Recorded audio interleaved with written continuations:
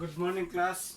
Our topic for day 6 is about linear differential equation. So in linear differential equation, we have a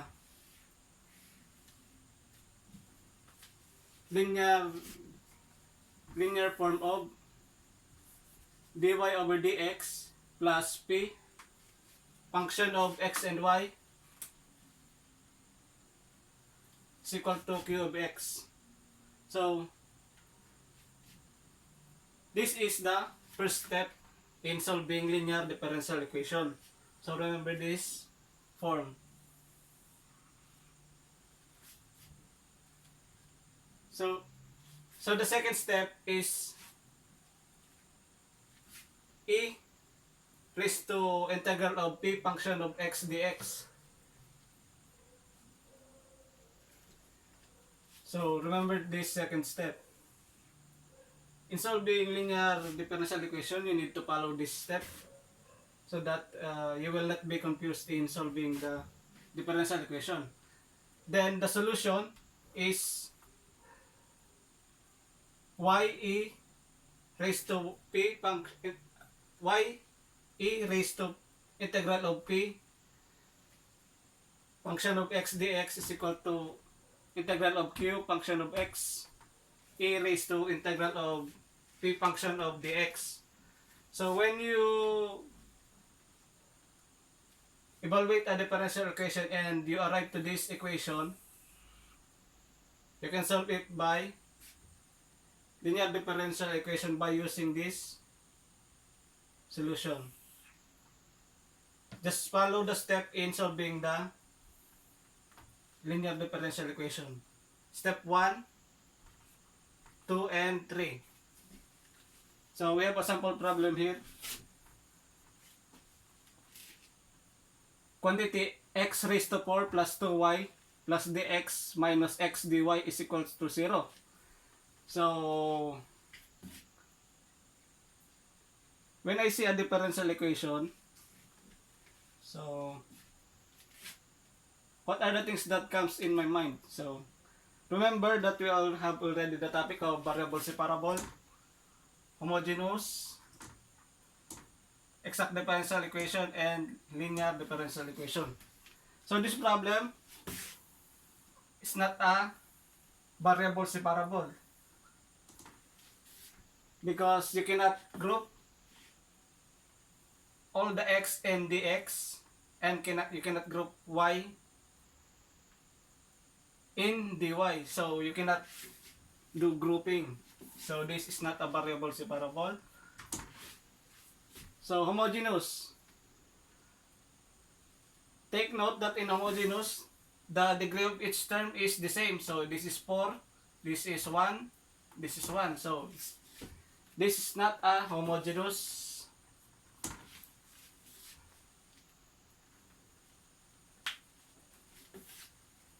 Then second, so exact.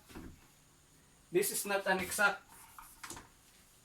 or not a homogeneous, because in homogeneous and exact, as you can remember, m and n is a function of x and y, and n is a function of x and y. So this is not a homogeneous because function of x only. Function of x only.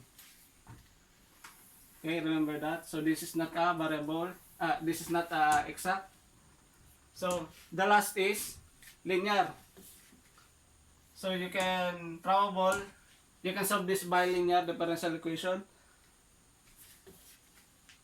So let's try. The first step, so just follow the step and you will master this linear differential equation. So I'll log this first. So dy and dx. So we have dy, dx is in the denominator. So I want to remove dy over dx. So dx over dx. Dx is in the denominator. Then the form is dy and dx only. So dy and dx. So here, I want to remove x, I will put it in the denominator. So let's see what will happen, and multiply this to the whole equation. We have, so in this term,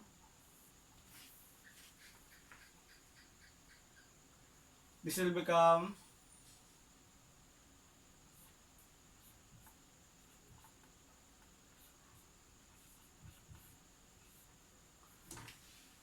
so dx is cancelled, dx is cancelled over x.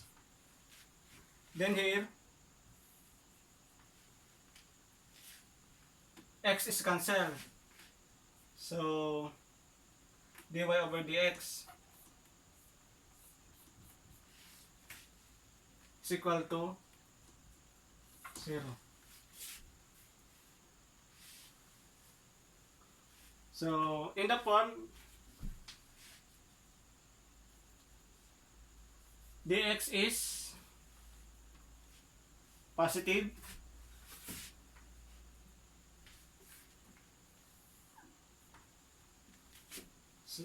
so I will transfer it here.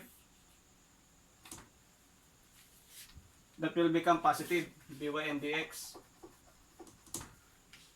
And we can simplify this part. Can simplify that. We have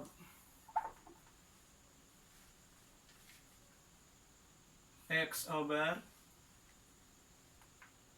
4 over x. So law of fraction plus 2y over x is equal to dx dy over dx.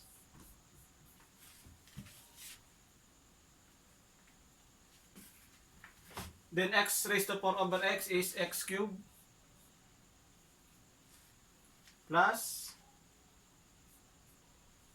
2y over x is equal to dy over dx.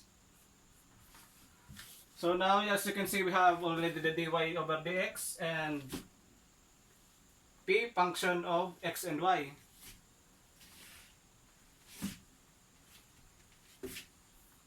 So by arranging the equation, we have dy over dx minus 2y over x is equal to x cubed. So we are already in the form of equation 1. So let's check this.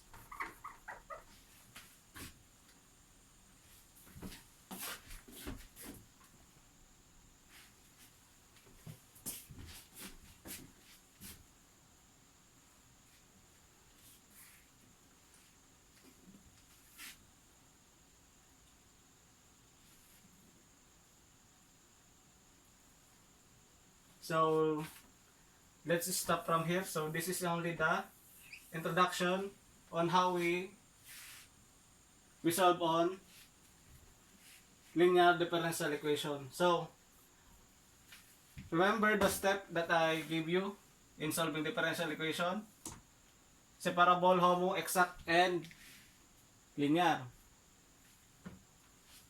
So that's how you will master differential equation.